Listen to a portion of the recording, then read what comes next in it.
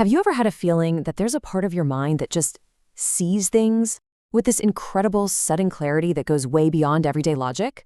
Well, today, we're going to explore that exact part of ourselves. We're taking a journey to unlock what some ancient philosophers called the eye of the soul. So think about it for a second. How do you operate? Are you the kind of person who's guided by those sudden flashes of insight, that gut feeling that just knows the answer without showing its work? Or do you lean on a more careful, step-by-step process of reasoning to figure things out? You know, this tension between intuition and logic, it isn't just some modern personality quiz thing. It's a huge question philosophers have been wrestling with for thousands of years. And get this, the ancient Greeks actually had specific names for these two ways of thinking. On one side, you've got noesis. That's the direct, immediate grasp of truth. It's that aha moment, that flash of genius, where you don't need to prove it, you just see it, whole and complete. And on the other side, you have dianoia. That's your analytical mind at work, the part that uses logic, that builds an argument piece by piece. Both are incredibly powerful for sure, but they are not the same thing at all.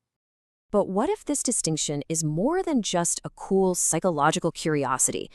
For a thinker like Plato, it was a central piece of a huge, grand map of consciousness and reality itself.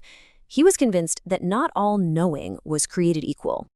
Okay, so this is Plato's famous divided line, and it's basically his map of how we know things. Let's start at the bottom and work our way up. At the lowest level, eikasia, we're basically just looking at shadows on a wall, mistaking illusions for reality.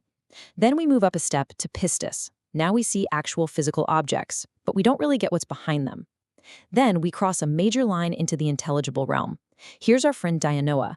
This is the home of logic, of math, of reasoning. But right at the very top, the absolute summit of knowing, is noesis.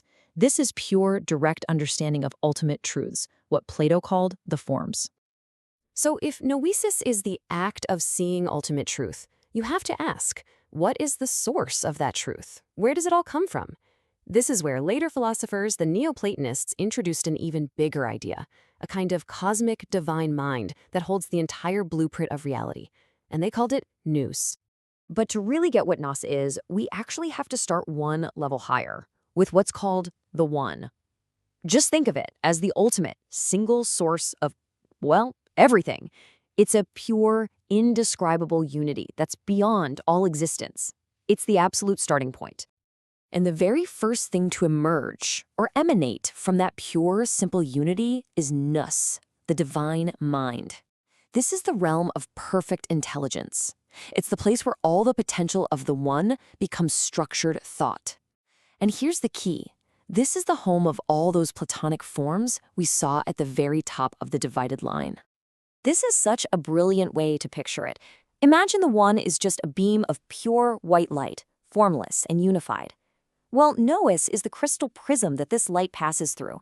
It takes that pure, formless light and refracts it, organizing it into the beautiful, intelligible spectrum of colors.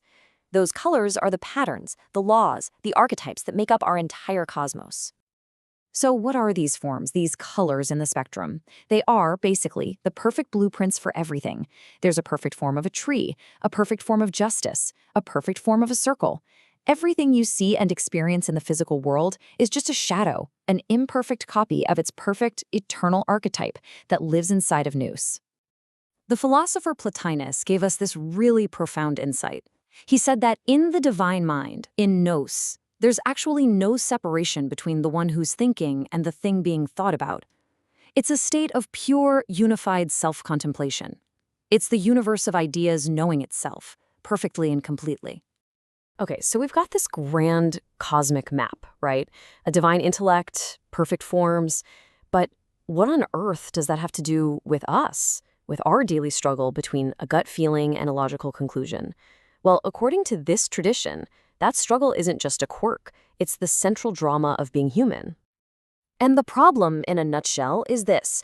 Our own inner Nous, our own personal connection to that divine intellect, has become obscured.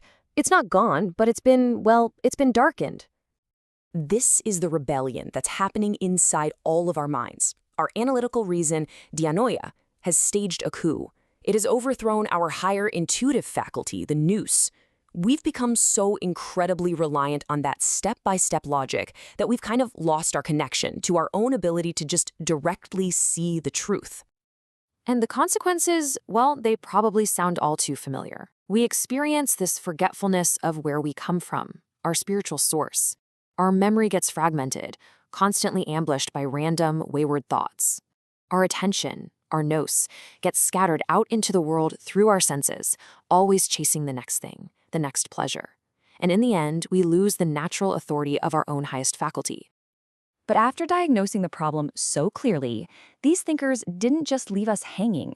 They actually laid out a practical path to fix it, a kind of spiritual therapy designed to heal the mind and put the nous back in its rightful place. This path back has 3 basic stages. It all starts with catharsis, which just means purification. This is the hard work of cleaning the lens of our perception, using practices like mindfulness and healing our imagination. Then comes theoria, or illumination. This is where the restored, purified nous can finally see again, perceiving spiritual reality directly. And the whole journey culminates in theosis, a state of profound union with the divine. That's the ultimate goal. So let's bring all of this back home, because this isn't just some dusty ancient philosophy. It's a living, breathing map for reawakening a powerful part of yourself that might just be lying dormant. And here is the most important takeaway of all. The cosmic nous isn't just out there somewhere.